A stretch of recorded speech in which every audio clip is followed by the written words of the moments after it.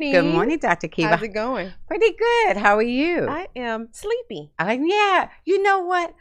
I would prefer we leave things alone, you know? So many people enjoy the extra hour of sleep. I can't tell the difference, but you're sleepy. I'm sleepy. It always affects me. It's supposed to be the other way around, though. You're supposed to have gotten an extra hour of sleep, so they say. I don't know what, and my mother always knows it. It always affects me every time. It takes me, I'm one of those people, it takes a while to get, I don't even think about it. Right. Do you suffer from jet lag when you travel? No.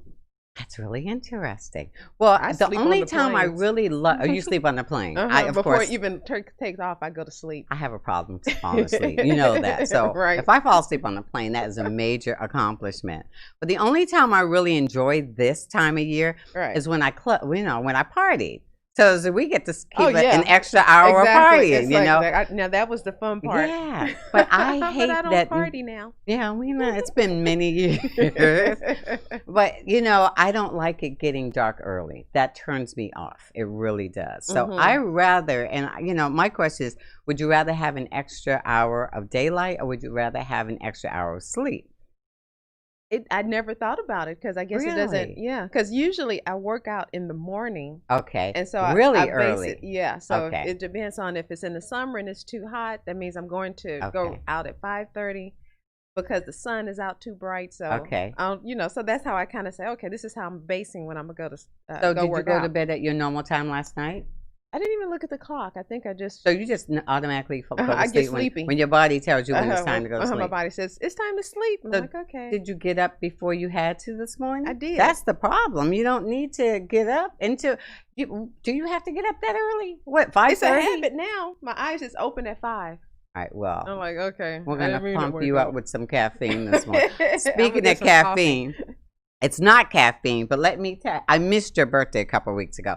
So happy birthday. Oh, well, you are the very first recipient of my brand new tea. Oh, no. Now, you might not need it, but remember, even though it's called Menopause Relief, it's really chill tea, okay? It's got all the ingredients to chill you out. Absolutely. And yeah, like you need to be chill anymore. So when do I drink this? You can drink it all day, all night, but don't drink during the show because you might fall asleep. Okay, I'll drink it before I go to sleep and see if it'll help me to sleep even better. Please do. Please I'll do. keep you posted. Okay. Well, thank you so much. You are very welcome. It's been a long time coming. You know, it's the concept came in the winter, and it took all summer to get it right. So let me know what you think. I appreciate that. Very welcome. So interesting enough. So this weekend, I had to work. Okay. You know, and I was driving home from the clinic yesterday, and I saw all these trucks with Trump flags, and it was like a big parade. Right. And so I was like, what was that about? And you were telling me something about these Trump trucks. Oh, man. Okay, so it's been all over the news. And I know you don't watch TV, so I respect that. That's why I have you. But it has, you got me. I got you covered. Plastered all over the news. Right. And actually, Saturday, I think Jeff called and said, hey, it's Biden in town. There's a big, huge Biden truck here. Right. He was there. Their bus was in Missouri City. Did you know that? Oh, no. Because I think Kamala was in town. Yes, she did speak in Houston. Didn't she go to U of H or something? Yeah. Or supposed to? She was there because Common was there. And so I saw him perform, and then I saw her come on stage afterwards. Right. But what happened was the bus was I think they were on their way from Houston to San Marcos. And all of a sudden they were surrounded by all of the Trump train. It's called the Trump train. Oh, okay. And it's all of these trucks that have huge Trump flags flying, few American flags flying, because some people think, you know, they go hand in hand, but I'm not going to go there. And so they surrounded the bus, forced it to slow down. The story is they tried to run it off the road. Whoa. Now, I saw that one of the trucks pushed one of the vehicles that was traveling with the bus. You could see them. They made impact. What did your president do? He retweets the video with big caps saying, I love Texas. So he's okay with that. So what happened was they had to cancel that pit stop. So basically, they impacted their campaign. Didn't that happen somewhere in New York also? They stopped the bridge. Yeah, they shut down one of those major bridges. I mean, they are organized. Well, they're very organized. They're very motivated. So We did a whole lot of shopping this weekend because we don't plan on leaving the house for a while. You just don't know what's going to happen. You sound like my mother. She's like, do you have to go to work Wednesday? I was like, a whole lot of people need to call in sick or telework or something. It's kind of scary because you don't, but even, I don't think Wednesday would be an issue because the election probably, I don't know if it would be for sure decided by Wednesday. Well, his plan is, and it was leaked from his inner circle, that if he looks like he's ahead, he's just going to claim victory. And one of the pundits said, that's like saying you bought a lottery ticket and I'm just going to go shopping, just saying, hey, I won the lottery and I'm going to go shopping. So just because he claims victory does not make it so. Yes. Thank God. Okay. So, you're right. It's probably going to be Friday. What happens normally on election night is it's projected. Mm-hmm. So if it's a landslide, it'll be easy to project. Okay. If it's not, he figures that most of his voters are going to vote in person. We already know the early ballots were probably primarily Democratic, the mail-ins. So they'll be counted after. And that's why he's saying, probably I'll be ahead. And then I can go ahead and claim it. So this is a different world. It's a lot. It's a different world. He plans on already having his attorneys, contest it no matter what. It's been crazy. And so with all the stuff going on, it's just for them to be so supportive with all the stuff that obviously with COVID, because we're still dealing with COVID. We're in the middle of that still. It's really, it is blowing up. It really is. And then to be insulting the doctors saying, hey, they're all calling it COVID so they could get paid. Doctor saved his life. If he had it, they saved his life. Okay, so that's just like slapping the hand that feeds you. It's really, really interesting. But COVID has caused a lot of problems throughout the year, throughout the world. Yes. And one of them, I love that what we're going to talk about today because it's very crucial. We know there's been a massive uptick in domestic violence. Yes. People being stuck in the house together, people being frustrated because they lost their job. My heart goes out to children because I grew up in that environment, so I know how horrible it could be. Mm-hmm. So our guest today is going to be massive. I think. Because even with focusing on people being at home and with the abuse, it's alcoholism, depression. Right. There's so many other things that are on top of that. Drug addiction, and then with the and then if you're already an abusive parent and a person, you're at home and so it's just so many things. That's a lot going on. I think a lot of teachers actually have witnessed it. It's like the parents forget that their kid is on TV or doing it on the phone, and things are going on. One teacher, if I'm not mistaken, witnessed a man. Did he kill his wife while the kid was on? And they called the cops. I think we'll find out about that. I'm not positive, but I think that was one of the stories I read throughout the year. So we'll find out. I had one patient and she was a sociologist maybe, and she was like, she's busy. Oh, everything is on Zoom, but she's like, I can't even take any more clients. Oh my God. So we'll be able to talk to our guest and she'll educate us on all the things that are going on in that what we say, not community. In that situation. That situation. Yeah, so she'll be able to come and talk to us about it. It should be very interesting. Yeah, and what I'm really hoping is that anyone who's watching, and I've really encouraged people to tell somebody in your life who's dealing with this to listen so you can learn because today's show is about empowerment and how to get out of it. You don't have to live that way. So we're hoping that there's always hope. There's always, God willing, yeah. It's just a horrific environment to be in. So we're going to take a short break and bring back our guest to learn. Yes. To educate us, to give us hope. Yes, and to give us tools and resources. And her name is Attorney Carvana Cloud. Isn't that such a cool name? I love it. Attorney Cloud. I know, that is very, she should be in showbiz. But she's better off doing what she's doing, her civic duty. Yeah, but that's still a cool name. Yeah, I like it. Okay, guys, so we'll be right back. Give us a couple of minutes and we'll be right back with Ms. Cloud.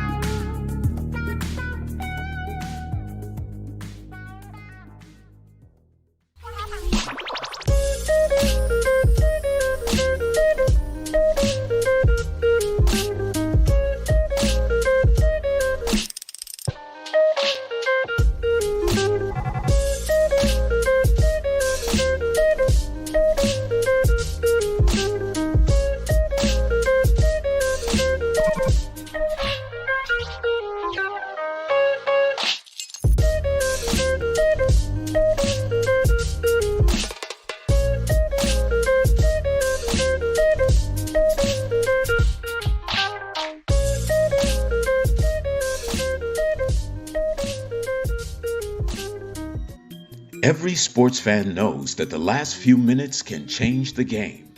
Texas has had record voter turnout, but it's not over yet. Voting is not a spectator sport. You have the power to change the game. We need everyone to get off the bench and get involved. We can't afford 4 more years of this administration. Get out and vote this Tuesday, November 3rd. Paid for by Texas Black Democratic PAC.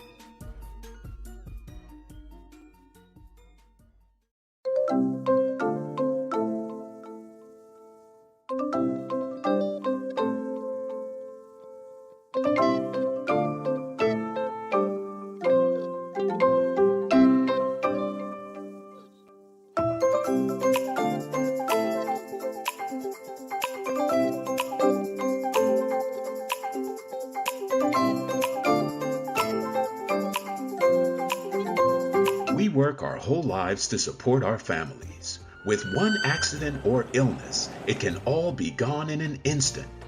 Now there's a smart, affordable way to protect your family. Go to findhealthbenefits.com and discover low-cost life insurance for as little as $2 per month. Add to that a tax-deferred annuity that can help you protect your assets and grow your money for retirement. Learn more. Go to findhealthbenefits.com. or call 877-235-6094. A critical illness can strike without warning and wipe out your life savings. In fact, it's the #1 reason for bankruptcy. Find Health Benefits offers an affordable solution. Get up to $50,000 if you get cancer, stroke, or a heart attack, giving you the peace of mind to focus on getting better while the plan helps you to pay your bills and medical expenses. Learn more. Go to findhealthbenefits.com or call 877-235-6094. 66% of seniors spend more time shopping for cable TV than Medicare plans. Most say because it's just too confusing. Laws change every year. The wrong plan could cost you thousands and prevent you from seeing the doctors you want. Introducing FindHealthBenefits.com. Save time, save money, see specialists without referrals. Go to FindHealthBenefits.com or call 877-235-6094 for this informative brochure. Society is on the edge. Let's bring them back. Edge Radio, because truth still matters.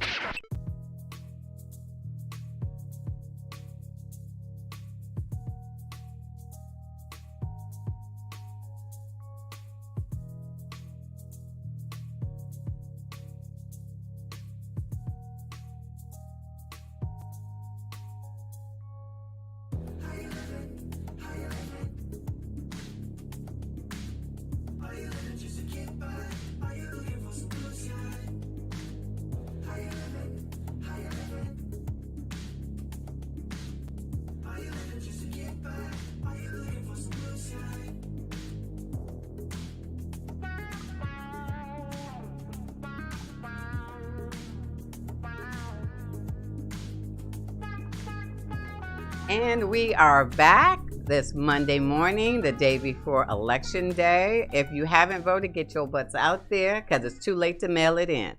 However, we are very excited to have our wonderful guest, Ms. Carvana Cloud. And welcome. Thank you so much. Thank you. Oh, yes. Thank you. Oh, thank you. Boy, y'all really know how to make a girl feel comfortable. Well, we're super excited because we know that there's so much involved with this virus. Beyond being sick, there are so many other extenuating circumstances. Absolutely. And that's where you come in. Please tell us about both of your programs. Well, thank you so much. First of all, thank you for having me, and thank you for having the vision to have an empowerment segment, right? Absolutely. That is so important. I mean, we're in the middle of a pandemic, yes, but we're also in the middle of the greatest, I think, extension of the civil rights movement that we've seen since the 60s, right? That's true. So as we're talking about, obviously, domestic violence, which, obviously can be, a symptom of social ills and the lack of resources in our community, we're also going to talk a little bit about the importance of voting. Yes. Please. Yeah. Yes, please. Yeah. Because they kind of go hand in hand. They go hand in hand. You are protected might have a lot to do with who's in office. Absolutely. So let me tell you a little bit about myself. Yes, please. To answer your question that you first asked. So yes, my name is Carvana Cloud, and I'm born and raised here, right here in Houston, Texas. I'm from Acres Homes, the full folk. So I proudly represent my neighborhood. I love it. I got a scholarship to go to the Kincaid School. So imagine every day leaving Acres Homes, going to Kincaid, coming back home. Checking those classmates probably had to check them all day, every day. I'm sure. All day. They remember me now for that, and they appreciate that.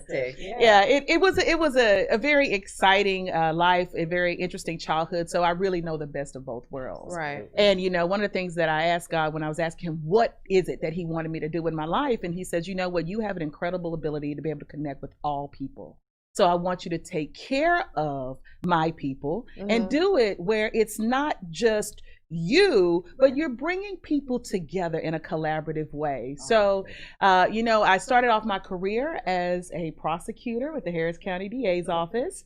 Very exciting. And I left there and I started my own firm, the Cloud Law Firm. Oh, okay. Yeah, in 2009. And I just had a baby. And so I decided to have a baby, start a new firm. And you'll see that that's a theme with me. Right? How we are. We were talking earlier. That challenge, right? We love that. Congratulations. Thank you. So I had that firm for about 7 years. And then I went back to the DA's office where I led the Family Violence Division. And was able to really delve into some of the systemic issues we had in our community regarding family violence. That opened your eyes big time. Big time. Yeah. It's one thing to be a line prosecutor, but it's another thing to be an executive prosecutor. Exactly. And to be able to provide leadership and some real innovative solutions to deal with this awful epidemic that we have nationwide, but particularly in the state of Texas and even more particularly in Harris County. And so then you got that divine intervention to say, hey, go down this road. I want you. I listen to God, and I make some decisions sometimes that a lot of people don't understand. But I know where it's coming from. I'm a woman of faith, and in October of last year, I actually left the DA's office and actually ran for DA. Wow. Yeah. Oh, wow. I put my name on the ticket. Phenomenal. No, well, thank you. Especially because of this situation, because of this issue, we need someone with your empathy. passion. Right. Sure. Yeah. And I was actually I was the first candidate to make domestic violence a platform of my campaign. For that. Because why are we not talking? Why are candidates not talking more about interpersonal violence? It's the dirty little secret too. That's it, Doctor. That's it. That's it, Dr. K. Absolutely. Because many of our officials are perpetrators. Yeah. And we find that out. Or how they view women. There we go. Yeah. Oh, absolutely. And we know domestic violence affects men, women, members of the LGBTQ community. But let's just be real here, which is what I am. Women of color are disproportionately impacted. Absolutely. So that's Black women. They're ignored. They're ignored. They are not taken seriously. That's right. They go in for an order of protection and probably don't get it all the time. They don't get it all the time. And a lot of times, I will say this, the DA's office for years has done a great job with providing protective orders. Okay. But if you don't know that a protective order exists, or if you don't know that they offer it or how to get it, then you're going to suffer in silence and not even avail yourself of these resources. And that's where I come in, because we have to get the word out to the masses. That means we've got to be in the streets. We've got to be at the churches. We've got to be at the dollar stores. We've got to be at the beauty salons. That's what we do with the Empowered Survivor. We take a grassroots approach to making sure our brothers and sisters in our communities of color understand the resources. Who cares about all these legal terms and all of that if you don't understand them and don't know how to really, again, avail yourselves of the resources. So we take it to the people. We don't wait till the people come to us. So I'm curious about this though. Yeah. So in today's climate with the police, how many women are like, well, I don't want, especially women of color, I don't want him to get in trouble because I see what ultimately happened when the police come, so how many do you think that's causing some of? Absolutely. Even maybe before this. Listen, before. Even before. Yeah. We did a survey this summer. It was called COVID and the Black Survivor. COVID and the Black Survivor. Goodness. It was sponsored by the Texas Council on Family Violence. I called them and I said, we did a lot of work together with, systems-based things, but I really want to do a cultural dive. I want you all to support us as we take this leap. And we did that survey, and from May to August, Angeles. 306 folks responded. And they mentioned that they did not call law enforcement because they were terrified as to what might happen either to that abuser or them. Because there's a distrust of law enforcement in communities of color. It went from one extreme to the other. That's it. When I was little, I lived that life, okay? My dad, God rest his soul, was an alcoholic, and he was extremely abusive. And when the cops the rare times that we did have the cops come, they would just take him outside and say, hey, man, just go cool off. He wouldn't do a daggone thing. He never once went to jail. And so it went from one extreme to now they might kill you as soon as they walk up to the door. So there's no, where's the happy medium? I think one of the things that I'm the most proud of is working with police officers, especially the Houston Police Department, to deal with that issue. Because Robin, you and I grew up very much alike. Yeah. And my mom is just an angel for allowing me to be able to use our story. My dad has passed on, may he rest in peace, but he was an alcoholic as well. Okay. And my mother is extremely passionate about using our story to be able to help somebody else move forward, because so many of us deal with that. Yeah. So I grew up in a house where domestic violence was present. One of the things that I did was I created the Domestic Abuse Response Team.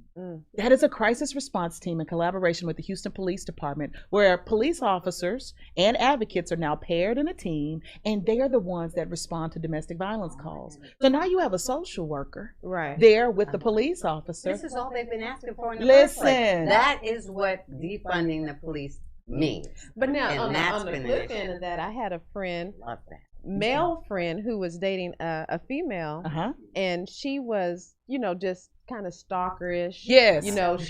He would say, well, I'm gonna go, and she would just force herself to go get into his car. And so when the police was called, they took him to jail. I know it. They didn't even, they didn't even, so it's like, heartbreaking. They do need that other person to make sense of what's going on. And so again, another part of that DART program is we train on how women can be abusers just as men. So our officers are now being able to see and understand that it goes both ways. And literally it's been because we've been walking hand in hand, not pointing any fingers, but sitting down and figuring out all of our challenges. Because listen, Sergeant Preston, may he rest in peace, we laid him to rest last week. He was killed in a domestic violence homicide last week as he was responding to a domestic violence call. The woman was trying to move forward, get her things, and leave.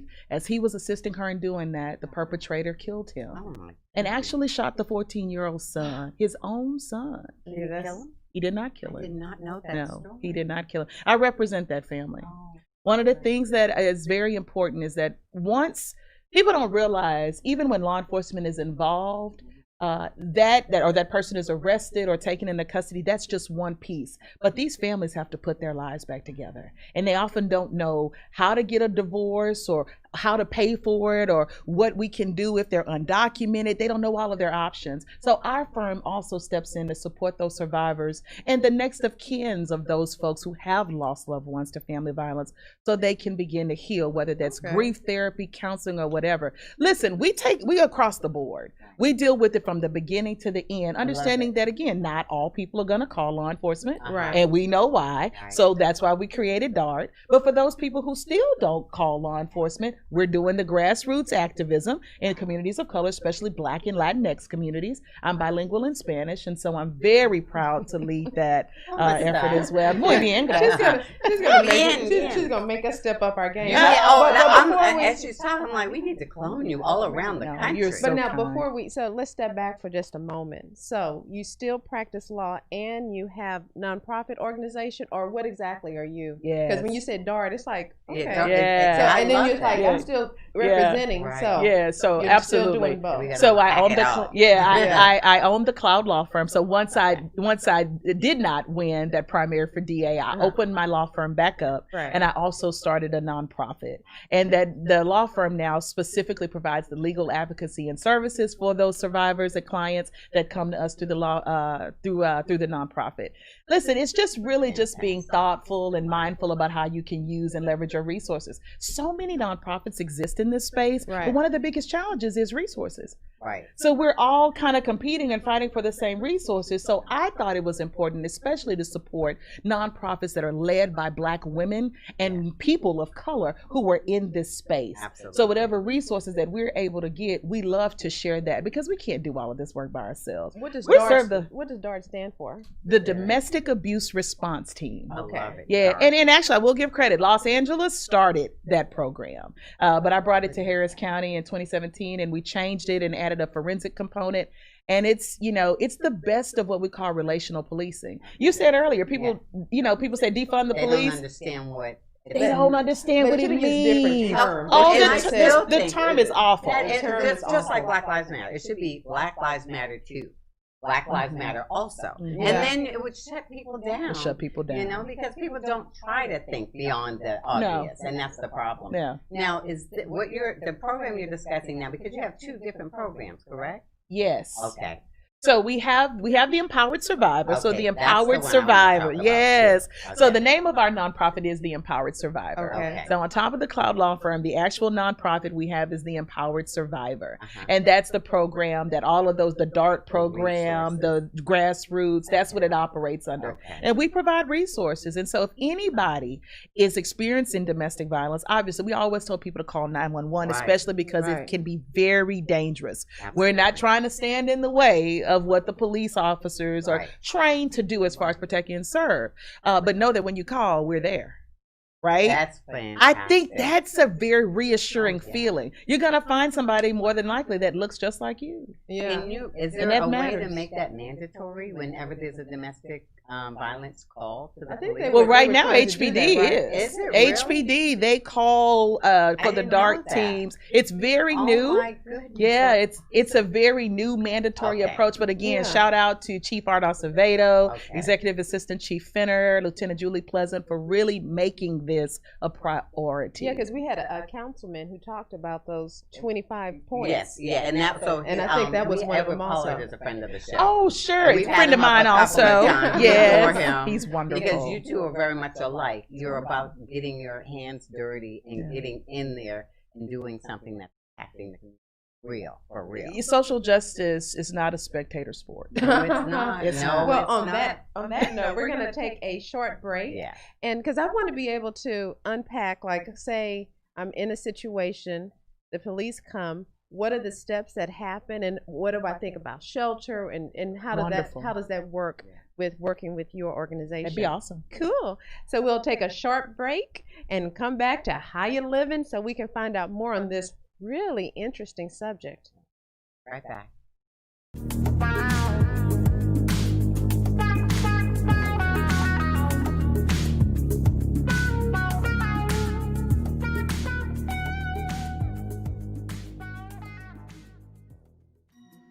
Every sports fan knows that the last few minutes can change the game. Texas has had record voter turnout, but it's not over yet. Voting is not a spectator sport. You have the power to change the game. We need everyone to get off the bench and get involved. We can't afford 4 more years of this administration. Get out and vote this Tuesday, November 3rd. Paid for by Texas Black Democratic PAC.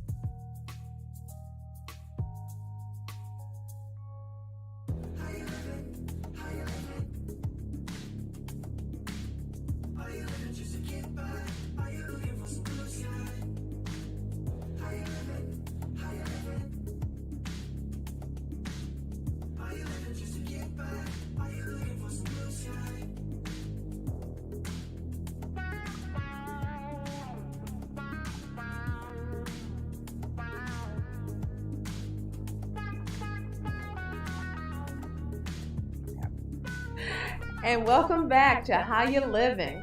And so today we have attorney Parvena Cloud, which is such a cool name. I'm sorry, still a cool name. So, and we're talking about domestic violence and how it's increased with COVID. Yes. So, what are the steps? Because I know you are an attorney and you'll help to represent, and you have the DARD program. So, if I have some issues and I contact you and say, well, hey, I'm in this situation. What are the steps that happens? Well, first off, we take your information over the phone. First of all, we ask if you're in a safe place, because we never want people to give out information when the abuser's around or they're not safe. Then we begin to take some general information so we can assess exactly what you need at that moment. And we understand that everybody needs something different. Right. Somebody may need shelter. Somebody might need counseling. Somebody might need financial assistance. So we gather all of that information, and then we assign you a caseworker who then works with you to develop a safety plan. An individualized safety plan. We call them in our shop your own personalized power plan, because we're helping survivors find the power in their pain.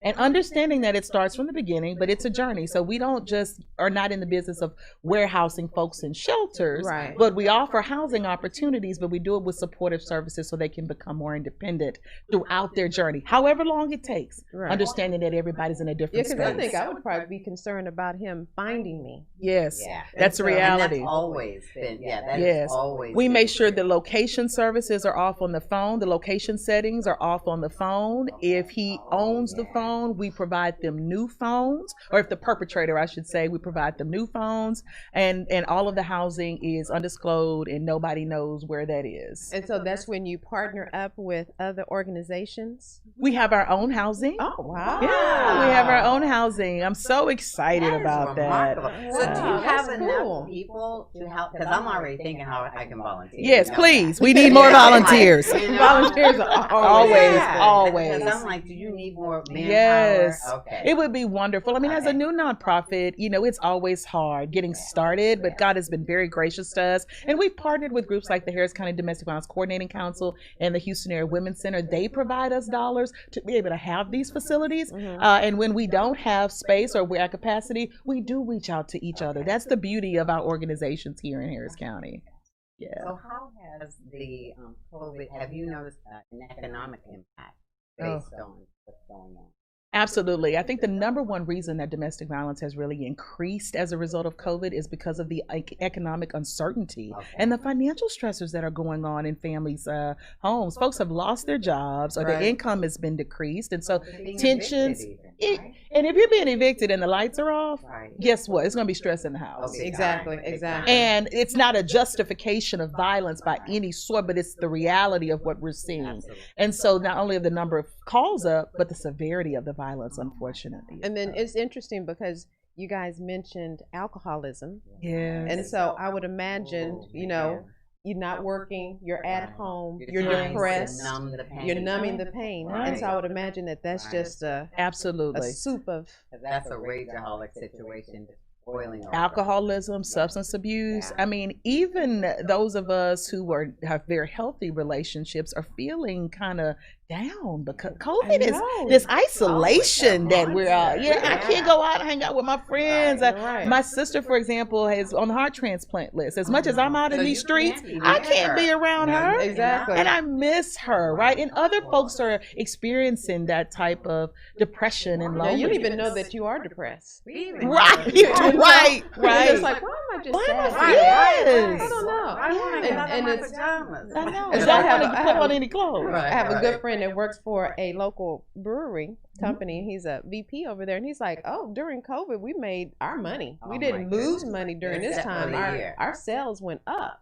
And so, so with the holidays, like we were saying, with Thanksgiving and Christmas and New Year's, their sales are going to increase. So have you noticed during the holidays, just in general? Oh, in general, even before COVID, during the summer and holidays.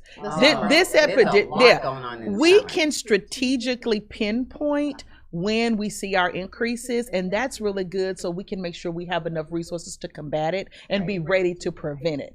Domestic violence homicides are so predictable as to be preventable. And when you're able to do that, you really can truly save lives. I think what murder is the number one reason for pregnant women's death. That's number one is murder. Yes. Oh yes, for pregnant women. Oh yeah. You're so needed out here. Now, so the other thing is, when say I'm a teacher and I notice this with a student. Yes. But now I'm not seeing my students because they're not in class, but do you get involved in that aspect also at that point? So a lot of times what happens is we end up representing the teachers are mandatory reporters. So they have to report that to CPS or what have you. So mom, who's the victim, a lot of times will come to us and say, oh my God, CPS is trying to take my kids. They're not always trying to take their kids, but they're responding to a referral that was made. So we step in and we represent them through that process, because that is a daunting, scary process to think that somebody's going to take your kids, especially when you're blaming yourself almost for not leaving him or for not leaving her in the first place, right? And so we walk with them through that process. And I'm telling you, it's extremely rewarding. And when we show up, because it's been something new, a lot of folks don't have an attorney. CPS is like, wait, what's going on? I'm like, hey, we're just here.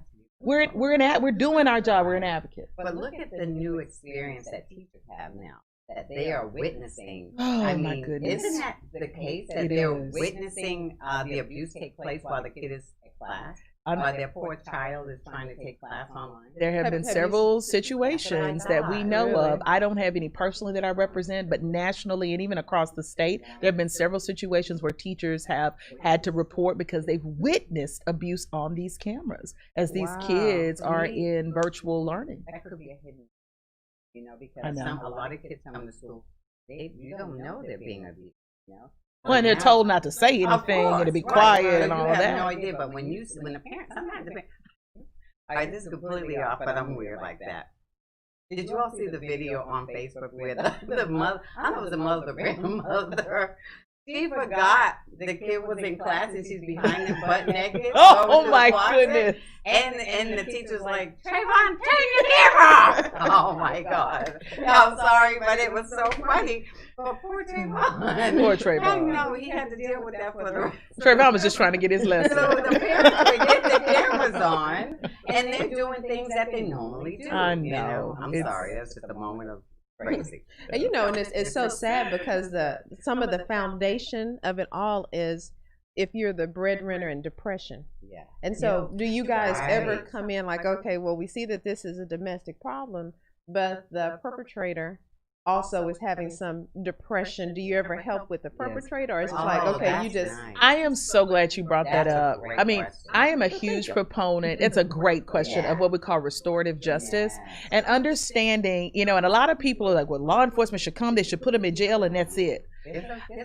You got to dig deeper and address the root causes of this violence and what's causing that perpetrator to do that. We are moving into that space, but we're firming up our victim response, but we are definitely open to and working on how we create that for perpetrators, especially those who are on a misdemeanor level and they didn't involve a weapon or they're not as violent. I mean, because there's levels to this. Right. Yeah. And most times they say hurt people hurt people. That's right. So if you're a domestic abuser, that's probably because you have an understanding. Right. And another reason that we do it is because a lot of our clients want to get back with these folks. The heart loves who the heart loves. So we had to figure out how to make these relationships healthier. Absolutely. Hurt people want to go to hurt people. They do. And they want to heal because that is a natural... Unfortunately, women, we believe we can fix it. Of course we can fix it. We feel sorry. We know they love us, but we just feel sorry for them. And so that's why I would imagine that it's even higher in the African American community because of feeling like you're trying to work, you're trying to do this, everything is just building up on you. That's right. You start to get a record, then you can't work, and so I can see how that absolutely all of that. Yeah, they don't want him to go to jail. They will not want him to go to jail. And divorce in our community is frowned upon. My mother was told not to divorce my father. Just figure it out, make it work, pray it away. That is and a lot of women. Pastors will tell you that. Yes, they will. Well, that's why also we've gotten with a lot of first ladies. Really? Around town to have a First Ladies Initiative. Okay, do tell. Yes, our First Ladies Initiative. I'm so excited to have these First Ladies on board because we know a lot of folks go to the pastors and their wives to talk about these issues. And the First Ladies should be involved. And they are involved. And then we strategically chose First Ladies who have hearts for these types of issues and in neighborhoods where we know the domestic violence is the highest. So you've covered many bases. You're thinking way outside the box. Yeah. And that is phenomenal. Well, it's what we need to do in order to keep people safe. Of course. And to really reduce the number of domestic violence homicides. In 2019, 185 Texans lost their lives to domestic violence. And that was 40 more than the year before. So what's 2020 look like? Exactly. Yeah. So is there any, like, so say just layman person, like, well, what signs can I tell if there's something going on? So what signs should we look for? So I think signs, the top signs are like isolation, keeping the victim away from their family and friends, not letting them use the telephone or email or things like that, or monitoring their messages. Not always will there be visible bruises present because perpetrators are smart. But if they've become withdrawn or isolated, or sometimes the children may blurt out some things at school that you don't even realize. They don't think because they've been told not to say anything, but they may say something to their teachers or their counselors. That's something as well. I think missed work. A lot of folks just all of a sudden miss work.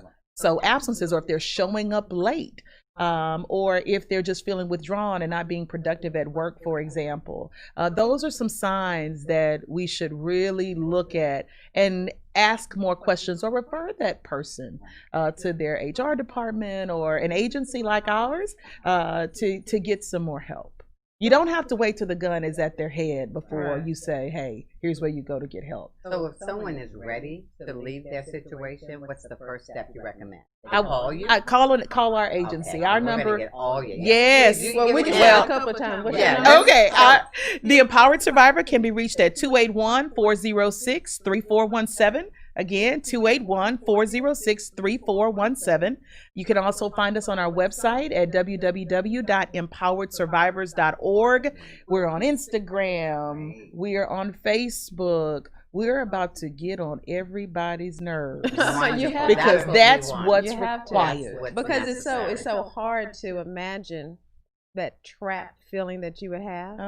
I can't even imagine what that would feel like. How it would just break you down after a while, you know. It could, in some people, feel like they don't have any other option. Some people feel like they either have to stay, or they have to leave, or they'll just die. Okay, so now here's this. Is this part of human trafficking also, since that's very good. So how does that? So I'm glad you bring that up, because one of the things that I'm really passionate about is making sure that we're dealing with what we call interpersonal violence. I know we talk about domestic violence, and then we know about sexual abuse, and then trafficking. You know, that's been set up in a siloed manner like that for funding purposes. But it really waters down the responses and the effects, because a lot of folks who have been trafficked have also been victims of domestic violence, whether either when they were children or within their own relationships, and vice versa. So we go between all three of those areas, and we have professionals to help our clients. So we make sure that everybody who's experiencing some type of interpersonal violence, either domestic violence, sexual violence, or trafficking, we got your back. You don't need to go to 3 different agencies to get the help. It's almost like you got to be in every community, you know, in Houston with representation. That's right. You know, that's right. That's right. Wow. And that's important, because you need to have what we call cultural competent advocacy. It's much easier for a Black woman to talk to me than it is for somebody to talk to a white woman, for example, about this. And I think that's why we're seeing a lot of growth really quickly in our organization, because I tell people all the time, I'm unapologetically Black in this space. You really are. Now, how long has this your program? Because I do too. You're like our hero, and you will be a regular if you're okay. I am so okay. We're going to have the Carvana segment. The cloud. Carvana, the cloud. Yeah, we're going to have the cloud. I love it. You are definitely welcome. Thank you. Because the more we get this out there, the more lives that could be saved. That's right. Well, because it was so surprising, I had to take some education hours for human trafficking as a chiro, and I was like, okay, I didn't realize that it was That's why. Oh, it's very prevalent in Houston. Oh, it's so prevalent with people saying, "Well, you can come work for me," and they don't pay them, and then they can get abused in that situation. Because they don't have their cards. So sex trafficking, labor trafficking, like nail places. Absolutely. I can tell. I promise you, I've been to nail places where you could tell they were victims of trafficking. You could just feel the oppression. And so that's when you need to have someone represent that community to say, come in and speak to them so they can feel comfortable speaking to that person. And I'm very proud to say that Houston and Harris County has, groups like DAIA, the Anissa Hope Center that support our South Asian populations, Casa Juan Diego for the Hispanic community, the Empowered Survivor now for the African American community, Fresh Spirit Wellness, Dr. Conti Terrell, who before I even started this, she was very active in this space, Black female. But I think now it's time, now more than ever, we have an opportunity to really amplify the work of these amazing organizations to reach the people that need the help the most. Do you also have some sort of literature, like have booklets that we can give out? Yes, we do, and we'll make sure we get you some of that. Be involved. Absolutely. Well, thank you. Before we run out of time, what are all your social media, websites? Awesome. So social media, you can find us at Empowered Survivor. On Twitter, it is Cloud for Texas. Okay. On Instagram, it's Cloud for Texas. Right on. And I know how to rock that name. Okay. We want Cloud to be a household name. Right. That's right. We're going to help. Well, at the end of the day, we are about protecting the people. That I love being called the people's protector. There is no other title I enjoy more than being able to help amplify the voices of those who have been so unheard for so long.